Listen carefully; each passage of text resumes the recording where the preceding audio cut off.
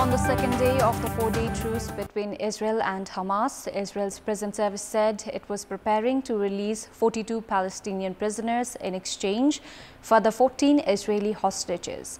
There has been no official Israeli announcement on the number of hostages to be freed today, though Hamas handed a list of names to the authorities late yesterday.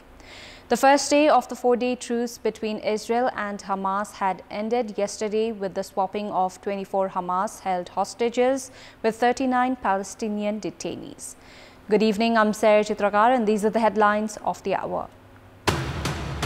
Prime Minister Dahal says there is high risk of climate change in Nepal, pledges international grants received by Nepal for minimization of effects of climate change will be provided to communities most affected. 4 people, including 3 minors, killed as a fire engulfs a house in Bardia. 1 person injured undergoing treatment at the district hospital in Gularia. Israel's prison service prepares to release 42 Palestinian prisoners in exchange for 14 Israeli hostages. No official Israeli announcement on the number of hostages to be freed.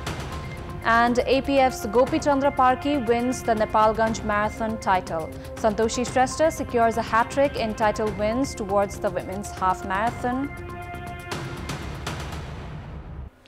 Prime Minister Pushpa Kamal Dahal has pledged that international grants received by Nepal for minimization of effects of climate change will be provided to the communities that have been the most affected. During a dialogue with the team of Saath Saathai Foundation earlier today, Premier Dahal said that distribution of foreign grants received by Nepal to address climate change to the communities that are most affected will be prioritized. Submitting the suggestion letter to the Prime Minister for the upcoming UN Climate Change Conference, the Foundation demanded the authority to ensure 50% of climate change compensation for women, children, senior citizens, indigenous nationalities and disabled, among other communities that are under the risk of the effects of climate change. The government's attention has been drawn through the suggestion letter towards the need for climate justice amid the impact of climate change on daily lives, health, education and employment opportunities of local communities. Prime Minister Pushpa Kamal Dahal has requested the visiting Qatari minister to take the necessary initiative for the release of Nepali student Bipin Joshi, who has been held hostage by Hamas group since 7th of October last month. Prime Minister Dahal made the request during a meeting with Qatar's Minister of State for Foreign Affairs Sultan bin Saad Al Muraikhi yesterday. The Prime Minister urged the Qatari minister to take the initiative for the release of Bipin Joshi as Hamas is releasing 50 hostages in the 4-day truce period that began yesterday. Minister Al Muraikhi assured Prime Minister Dahal regarding Qatari initiation to release Joshi. During the meeting, Prime Minister Dahal also lauded the mediatory role played by Qatar.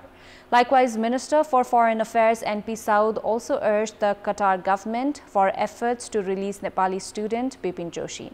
Minister Saud urged Al Muraikhi for efforts to include Joshi in the list of 50 hostages that Hamas has agreed to release in the first phase. The meeting between the two ministers also focused on employment relations between the two countries, trade and investment exchange, cooperation and high-level visits. At least 4 people, including 3 children, have died in a fire incident last night in Tulapur of Bardia's headquarters, Gularia. 1 other individual has been injured in the incident who is receiving treatment in District Hospital, Gularia. The deceased have been identified as 18-month-old Kartik Chand, 7-year-old Krish Chand, 10-year-old Manasi Buda and 36-year-old Radha Buda. District Police officers said injured Karishma Chand is receiving treatment at the district hospital in Gularia. Electricity supply was cut off in the house 4 days ago and the incident occurred, according to the police, was caused by firewood that the family had lit to stay warm. 6 individuals, including the president of Ambe Koshish Savings and Credit Cooperative, have been arrested on charges of swindling 400 million rupees of the depositors. Police have said that the Arrestees include President of the cooperative Fanindra Magar, Sheila Gajmer, Rahul Agrawal and Kumar Ali. Police have not revealed the identity of one additional individual who has been arrested. The depositors had filed complaints at the Sunsari Administration Office against the cooperative after their savings was not reimbursed. The Sunsari Police Administration said that the arrests were made after the Province Cooperative Registrar and Training Office also filed a complaint against the operators of the cooperative. The Superintendent of Police of Sunsari, Bipin Regmi, said that initial investigation on the case has already begun and that additional arrests could be made based on the statements given by those who have been detained. Time now for our segment, Public Pulse, where you text us with your opinion. Public Pulse. Here's the question. What's your say in the dispute among government bodies regarding employment promotional programs? The options are A, different priorities, B, program announced in haste, and C, excuse after lack of resources. Voting is on. Type any WS, select your option A, B or C and send it to 34001 to share your opinion with us. Time now for international update.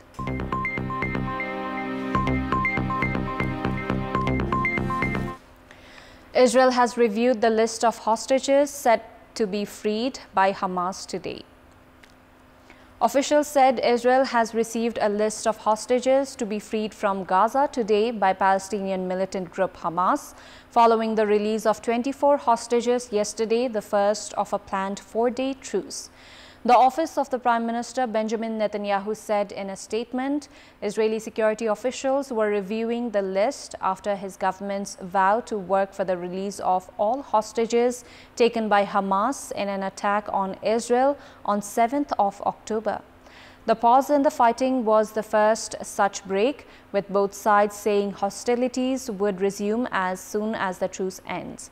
U.S. President Joe Biden expressed hope the pause could be extended. However, Biden said there was a real chance to extend the truce, adding that the pause was a critical opportunity to get humanitarian aid into Gaza. He declined to speculate how long the Israel-Hamas war would last. Asked at a press conference what his expectations were, he said Israel's goal of eliminating Hamas was legitimate but difficult. The Palestine Red Crescent Society said 196 trucks of humanitarian aid carried food, water and medical supplies through the Rafah crossing yesterday, the biggest such convoy into Gaza since Hamas's assault on Israel and Israel's subsequent bombardment of the territory. It said about 1,759 trucks have entered the narrow enclave since 21st of October. Humanitarian aid has begun to enter Gaza through the Rafah border crossing since a truce came into effect yesterday. Under mediation by Qatar and Egypt, Hamas and Israel on Wednesday reached a 4-day humanitarian ceasefire agreement starting from yesterday. According to the agreement, 130,000 liters of diesel fuel, 4 trucks of gas and 200 trucks of humanitarian aid will enter Gaza every day during the truce. International officials from the region visited the border crossing ahead of the ceasefire's commencement, including an advisor to the Saudi government. The agreement also included the swapping of hostages. Israel and Hamas completed their first round of swaps yesterday. The Al-Qassam brigades, the military wing of Hamas, released 13 Israelis, 10 Thai citizens and 1 Filipino. Later in the day, buses carrying about 39 Palestinian prisoners departed from the Israeli Ofer prison located near the West Bank city of Ramallah. Under the deal, Hamas would release at least 50 Israeli hostages from Gaza in exchange for some 150 Palestinian detainees held in Israel. In addition, the truce has also allowed the transfer of the wounded and sick for treatment outside the territory. The 10 Thais are among 24 hostages freed yesterday in exchange for 39 Palestinian prisoners from Israeli jails. Thailand's government said 20 of its nationals remain captive. The freed Thai hostages will return home after 48 hours in hospital, Thailand's foreign ministry said in a statement. 4 of them had not previously been confirmed by Israel to be in captivity. He called for the release of the remaining innocent Thai hostages as soon as possible. About 30,000 Thai nationals work in Israel, forming one of its largest group of migrant workers, many in agriculture. Ukraine's capital suffered what officials said was Russia's largest drone attack of the war today, leaving 5 people wounded as the rumble of air defenses and explosions woke residents at sunrise. The attack began hitting different districts of Kyiv in the early hours today, with more waves coming as the sun came up. The air raid warning lasted 6 hours. Air Force Chief Mykola Oleshchuk said 74 of the 75 drones launched at Ukraine had been downed. Mayor Vitaly Klitschko, writing on the Telegram app, said the attack had injured 5 people, including an 11-year-old girl, and damaged buildings in districts all across the city. Fragments from a downed drone had started a fire in a children's nursery. The target was not immediately clear, but Ukraine has warned in recent weeks that Russia will once again wage an aerial campaign to destroy Ukraine's energy system, as it sought to do last winter. Ukraine's energy ministry said nearly 200 buildings in the capital, including 77 residential ones, had been left without power as a result of the attack. The European Environment Agency said in its report for 2021 released yesterday there were 389,000 pollutant-related deaths in Europe, including a larger set of European countries outside the EU. An EU report said almost 400,000 deaths in Europe in 2021 were related to 3 main air pollutants, and some could have been avoided if pollutants had been reduced to World Health Organization recommended levels. The European Environment Agency said that within the European Union, pollution caused by fine particulate matter, which affects people with heart diseases in particular, led to 253,000 deaths in 2021. Pollution from nitrogen dioxide, most harmful to people with diabetes, resulted in 52,000 deaths, and short-term ozone exposure led to 22,000 deaths. The highest number of deaths from PM 2.5 in 2021 occurred in Poland, Italy, and Germany, while countries in Northern Europe such as Iceland, Scandinavia, and Estonia saw the lowest impact. According to the report, nitrogen dioxide and short-term ozone exposure had the biggest impact on deaths in Turkey, Italy, and Germany.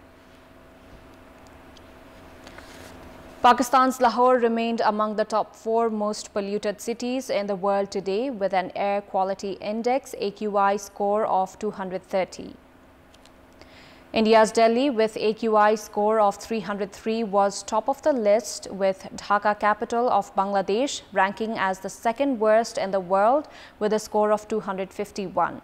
Kolkata was 3rd with a score of 238. Schools were closed today because the Punjab government had announced that educational institutions and government offices will be closed in Lahore today and tomorrow, while markets will open after 3 p.m. today.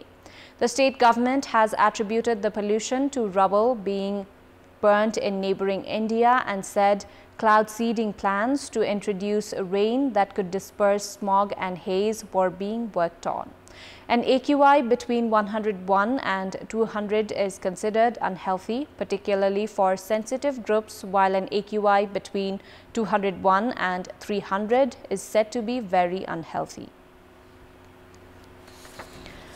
Climate change protesters held a demonstration off the coast of Australia's New South Wales state to disrupt operations at the country's biggest coal export port.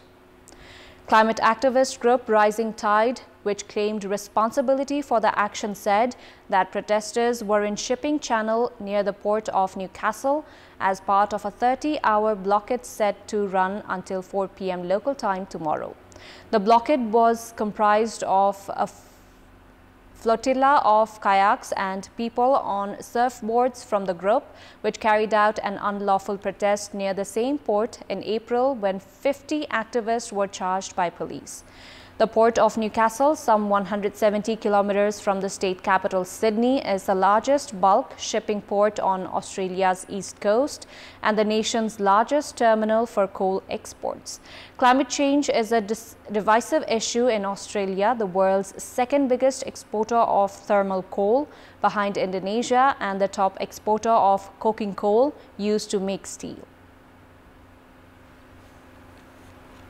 Sports News. Gopichandra Parki of Armed Police Force has lifted the Nepalganj Marathon title, while Dhading's Santoshi Shrestha has won the women's half marathon title. Prior to this, Nepalganj Marathon winner Parki had also won the 6th edition of the marathon. Parki won the title, leaving behind defending champion Khadak Bahadur Khadka of Nepal Army. Along with the title, Parki bagged 200,000 rupees in prize money. Parki said the weather was a bit challenging this time around. Meanwhile, Santoshi Shrestha from Dhading has secured a hat-trick in title wins towards the women's half marathon. Prior to this, Santoshi had won the previous 2 editions of the women's half marathon. Along with the title, Santoshi won a cash prize of 75,000. Phulmati Rana secured the 2nd position in the women's half marathon, while Pushpa Bhandari finished 3rd. Before wrapping up, here's a look at the top stories once again. Prime Minister Dahal says there is high risk of climate change in Nepal. Pledges international grants received by Nepal for minimization of effects of climate change will be provided to communities most affected. 4 people, including 3 minors, killed as a fire engulfs a house in Bardia.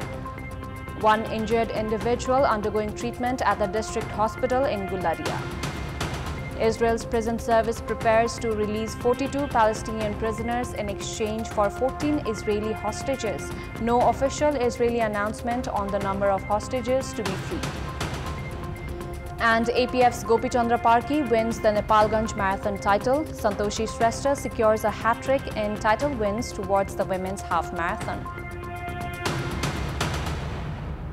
That's all for the moment. Thank you for watching. Bye for now.